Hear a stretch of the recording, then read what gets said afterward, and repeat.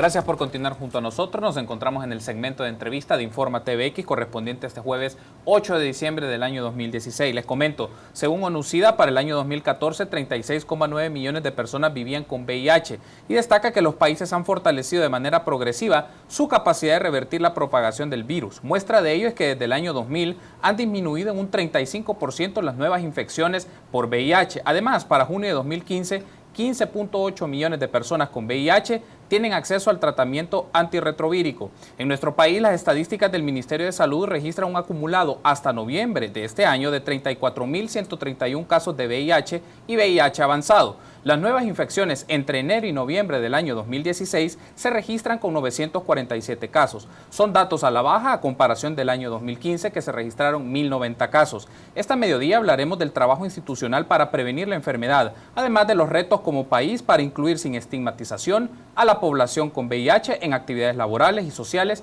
entre otras. Para ello me acompaña Salvador Sorto, jefe en funciones del Programa Nacional de VIH del Ministerio de Salud. Bienvenido, Salvador, un gusto. Muchísimas gracias, Carlos, por brindarnos esta oportunidad de dirigirnos a la población. Estamos a unos días de haber conmemorado el Día Mundial de la Respuesta al VIH, una fecha en la que conmemoramos la vida de las personas viviendo con VIH y el trabajo y la respuesta global hacia el VIH. Gracias, Salvador, por estar con nosotros en esta oportunidad. Iniciamos la entrevista con esto. ¿Podríamos hablar hasta este momento, para el año 2016, que ya se ha articulado con más fuerza una respuesta institucional del gobierno salvadoreño frente al VIH en prevención y tratamiento, considerando que ha sido progresivo en los últimos 10-15 años de expresiones organizadas, el trabajo de la Comisión Nacional del SIDA, en este caso CONASIDA, pero también las actividades del gobierno en este caso?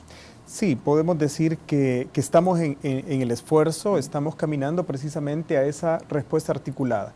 Algo que habla muy bien de esta respuesta articulada es nuestro Plan Estratégico Nacional Multisectorial.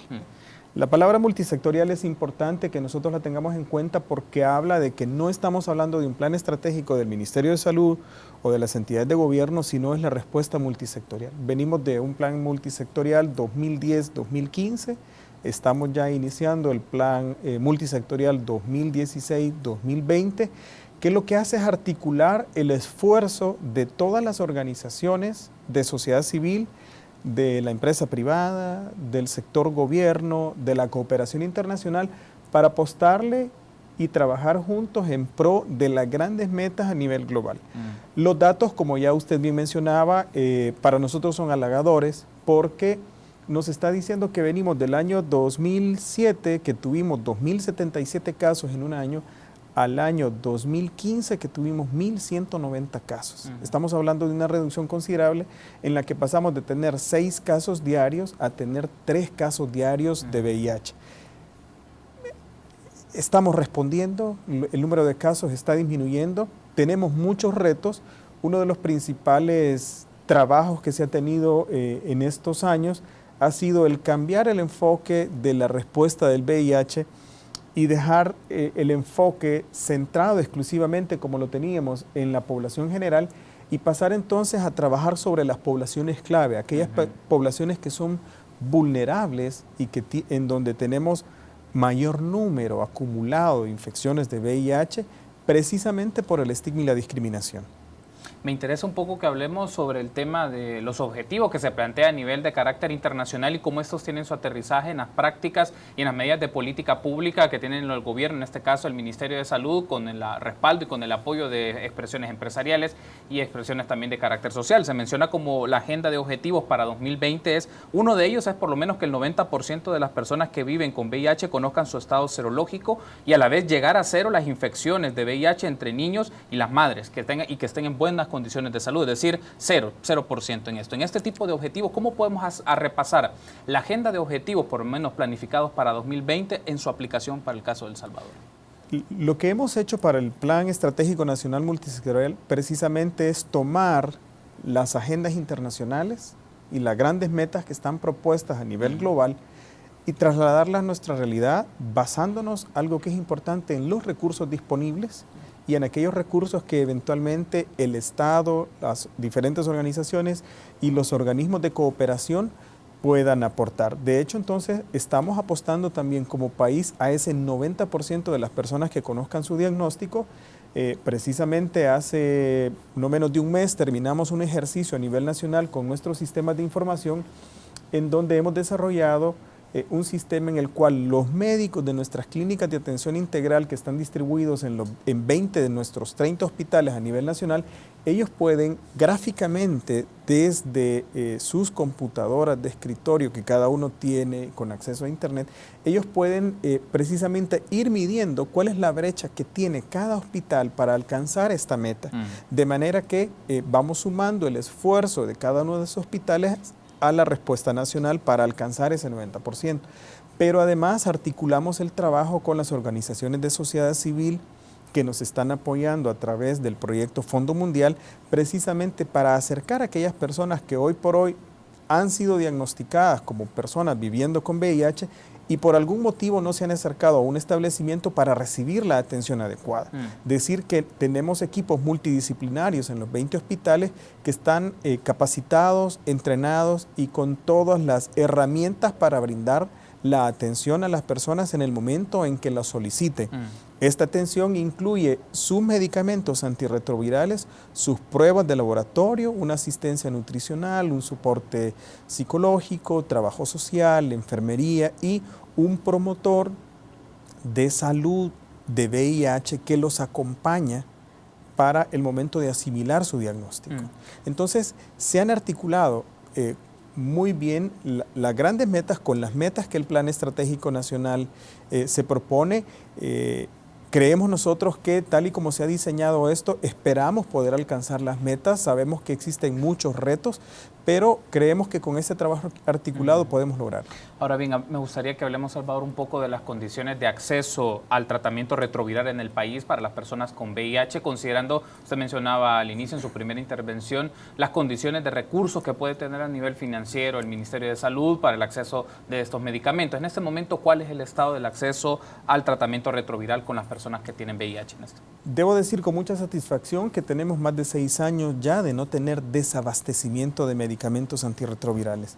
Nuestros medicamentos están alineados con las normas internacionales que propone la Organización Panamericana de la Salud y la Organización Mundial de la Salud para atender a las personas viviendo con VIH. Tenemos todos los medicamentos para brindar la atención a las personas y precisamente estamos iniciando un proceso de revisión de nuestras guías clínicas de atención integral hacia las personas viviendo con VIH para ponernos en tono con lo que a nivel internacional se está proponiendo.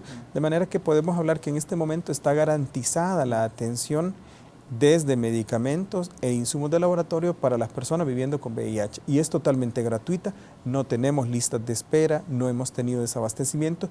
Lo que sí hemos experimentado en algún momento es dificultades porque estamos hablando que El Salvador tiene que competir, llamémoslo así, con la demanda internacional o mundial que hay de medicamentos. Entonces, en ese momento estamos también ante la oferta que puede existir a nivel internacional de medicamentos porque la gran demanda de estos medicamentos se da en los países de África.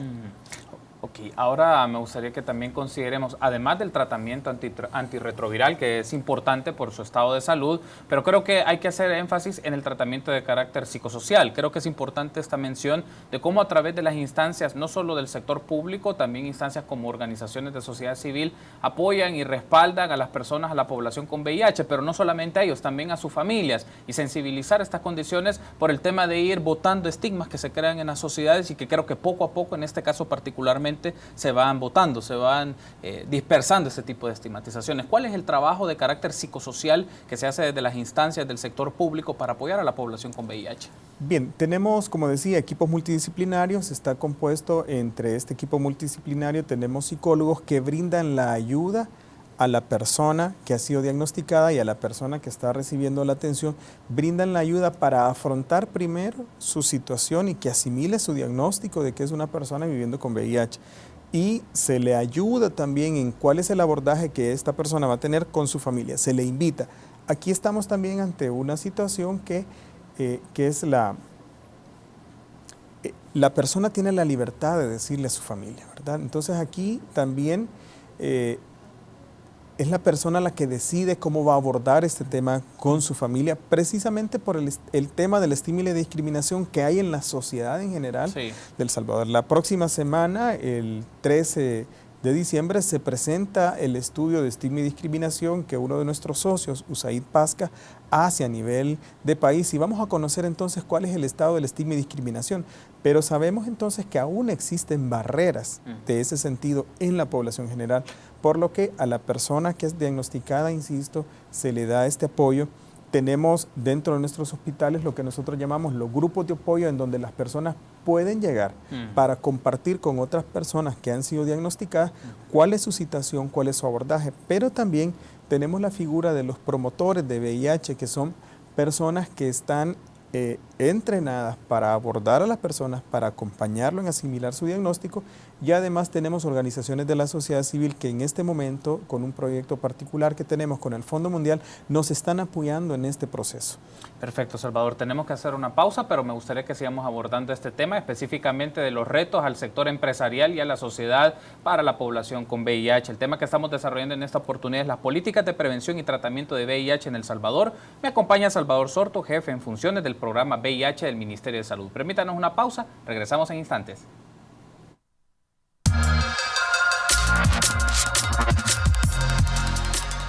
Gracias por continuar junto a nosotros en el espacio de entrevista este jueves 8 de diciembre. Me acompaña Salvador Sorto, jefe en funciones del programa VIH del Ministerio de Salud, y estamos hablando de las políticas de prevención y tratamiento de VIH en el país. Retomando la entrevista, Salvador, hablamos un poco fuera del aire sobre el aspecto de la noción que se crea a veces en el imaginario que las personas con VIH ya pueden tener una sentencia de muerte, pero las condiciones han cambiado y creo que es importante que nos diga esta mención, ¿no?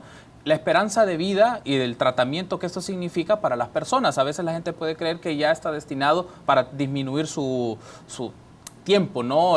El tiempo de vida que puede tener. ¿Cómo lo están investigando y cómo lo abordan desde el programa de VIH? En 1984, cuando diagnosticamos la primera persona viviendo con VIH en El Salvador, y en esos años antes de los 90, en esa década, ser diagnosticado con VIH era prácticamente una sentencia de muerte.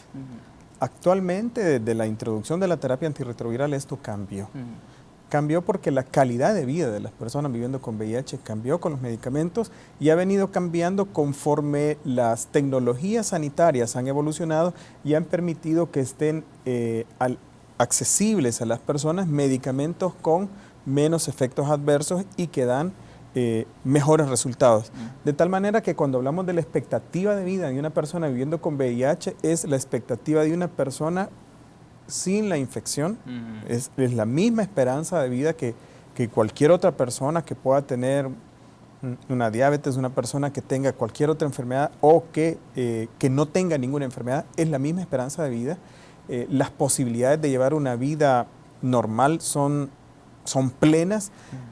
Lo único es que, como con toda enfermedad, las personas tienen que cuidarse, claro, tienen que ser adherentes a su tratamiento, tienen que cumplir con sus controles médicos. Si una persona cumple esto, pues no tiene ningún riesgo de infecciones oportunistas, que es lo que nos da los problemas en la infección por VIH. Perfecto, Salvador. Ahora hablemos un poco de las condiciones laborales. Es un aspecto que es importante reivindicar los derechos y no discriminación para la población con VIH en el sector laboral. Y entiendo que recientes días también ha sido uno de los temas que se ha estado discutiendo. Hasta este momento, ¿cuál es el mecanismo de verificación para que las empresas no violenten los derechos laborales de población con VIH?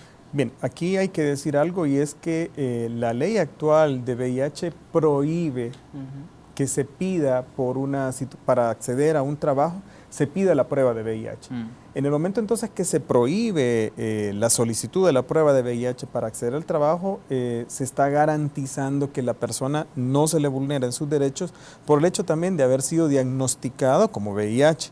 En ese sentido, también tenemos todo un esfuerzo que nosotros llamamos en la respuesta articulada al VIH, el VIH en el mundo del trabajo, sí, en donde trabajamos precisamente en compañía con el Ministerio de Trabajo, el Seguro Social, con la empresa privada que forma parte de la CONACYDA y nos acompaña en todas nuestras actividades, en donde entonces estamos trabajando para que las diferentes empresas poco a poco vayan incluyendo como parte de su trabajo cotidiano, lo que nosotros llamamos las políticas de VIH en el trabajo.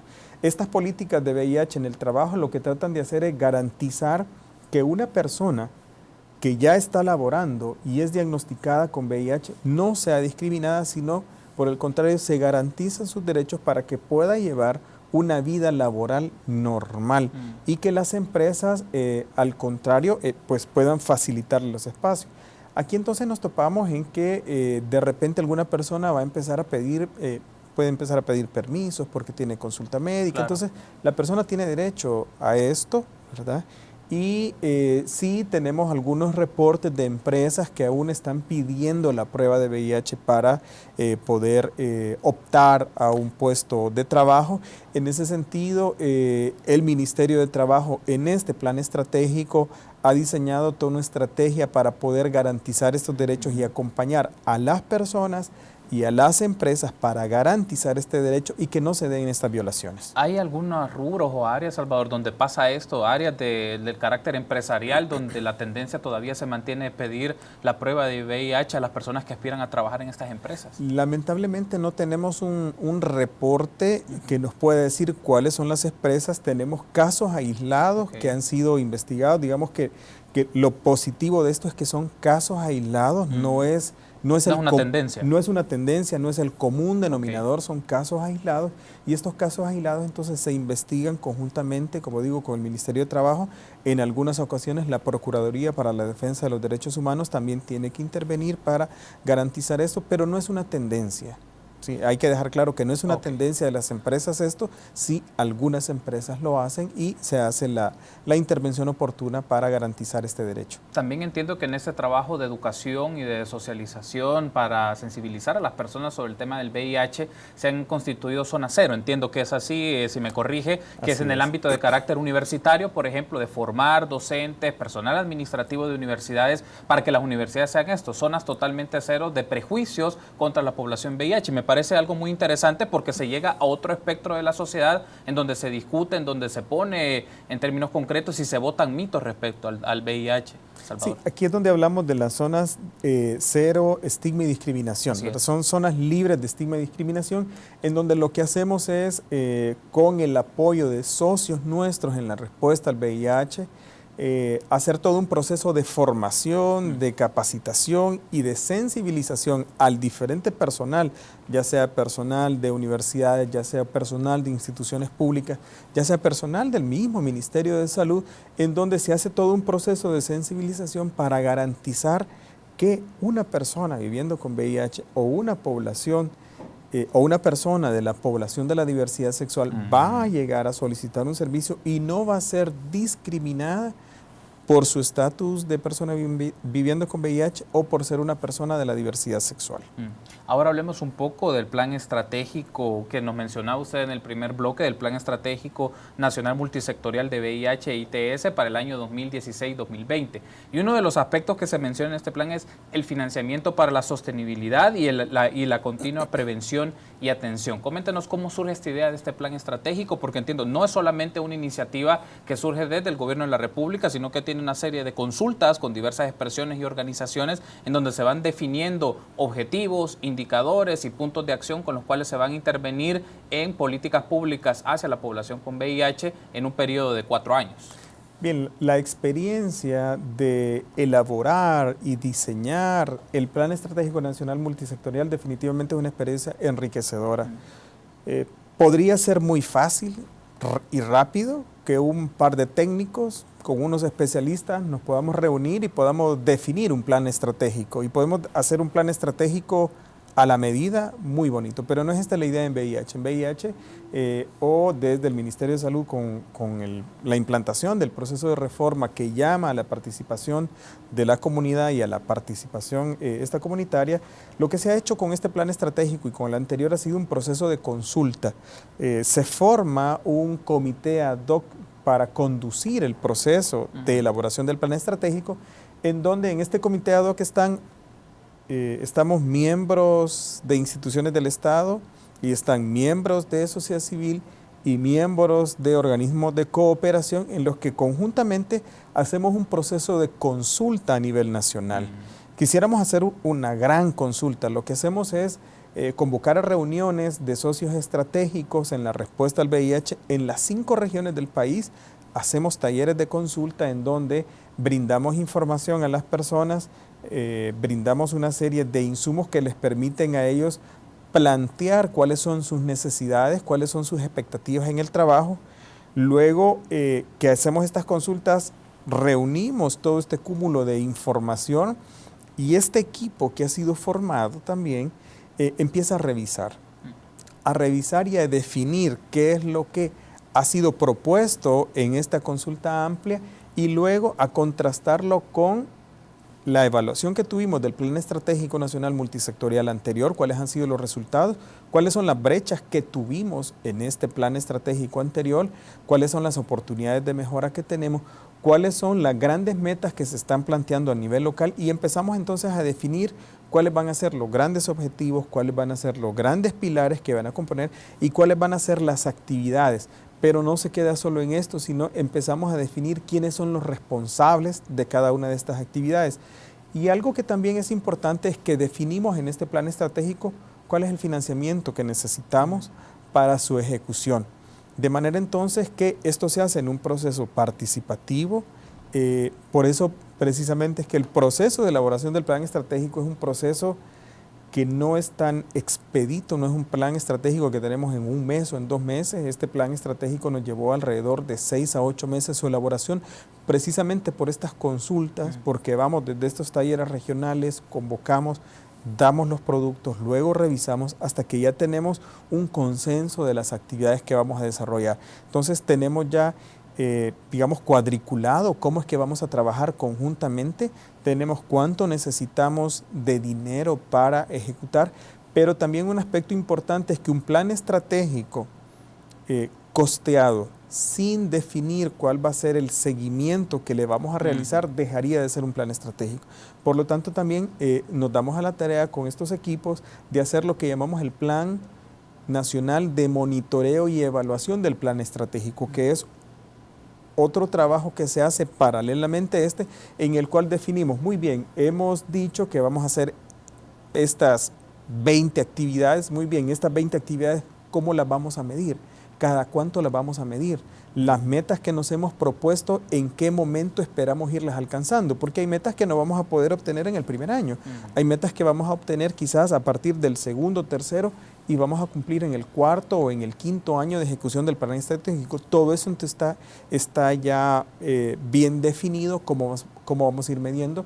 El Plan Nacional de Monitoreo y Evaluación tiene alrededor de 75, 80 indicadores, de los cuales hay una comisión que hace una revisión de estos indicadores y define cuáles van a ser aquellos indicadores prioritarios a los cuales se les vamos a dar seguimiento a nivel nacional. Se han definido entonces 33 indicadores a los cuales vamos a dar seguimiento a nivel nacional, lo que no quita que los otros indicadores los vamos a seguir desde el Ministerio de Salud y desde cada una de las instancias a las que les corresponde. Tengo que cerrar la entrevista, pero quiero hacer una última interrogante, Salvador. Coméntenos brevemente sobre este proyecto Innovando Servicios, Reduciendo Riesgos y Renovando Vidas en El Salvador, porque fue un proyecto que recientemente se presentó su rendición de cuentas. ¿Y cuáles fueron, como podríamos destacar, los principales logros obtenidos en este proyecto? Porque entiendo también que lo platicamos antes de entrar al aire, que se va a dar un respaldo financiero del Fondo Mundial para continuar con estos proyectos y para continuar con estas actividades. Así es, este ha sido un proyecto del Fondo Mundial que hemos desarrollado en los últimos años, 2016, 2015, 2014, que era alrededor de $27 millones de donación del Fondo Mundial, distribuido en 2 receptores principales. El Fondo Mundial designa estos fondos para que sean ejecutados por el Ministerio de Salud y por una organización que se somete a concurso, y en este caso fue Plan El Salvador quien está ejecutándolo. Quizás el mayor éxito de este proyecto ha sido involucrar a las organizaciones de sociedad civil que están siendo subreceptoras desde Plan El Salvador de este proyecto, y ellos han acompañado al Ministerio de Salud en este trabajo, tanto en prevención para la infección por el VIH como en el acompañamiento a las personas que ya fueron diagnosticadas y acercarlas a los servicios. Este trabajo conjunto ha sido interesante porque ha permitido fortalecer a las instituciones del Estado, pero por sobre todo fortalecer a las organizaciones de sociedad civil para que adquieran una cultura de trabajo, una cultura de monitoreo, una cultura de gestionar proyectos. Las organizaciones han sido fortalecidas en este sentido. Este día precisamente recibíamos la grata noticia que hemos pasado gestionando durante todo el año una extensión de este proyecto. El proyecto que estamos ejecutando termina hoy, el 31 de diciembre, y hemos pasado todo el año gestionando una extensión del proyecto por 2 años más, por un monto de alrededor de entre 11 y 13 millones de dólares. Estábamos a la espera todos en el país y esta mañana precisamente en un evento que teníamos de rendición de cuentas recibimos el correo electrónico en el que se notificaba al país que había sido aprobado el proyecto. Está pendiente de definir cuál va a ser el monto final por el cual se va a aprobar, pero esto permite entonces, garantiza que durante 2 años más vamos a seguir trabajando bajo este esquema. Salvador, un gusto. Gracias por habernos acompañado. Muchísimas gracias. Gracias por haber estado con nosotros. Nos acompañó Salvador Sorto, jefe en funciones del programa VIH del Ministerio de Salud, y hablamos un poco de las políticas públicas de prevención y tratamiento de VIH en el país. Permítanos una pausa, regresamos en instantes en la primera emisión de Infórmate VX.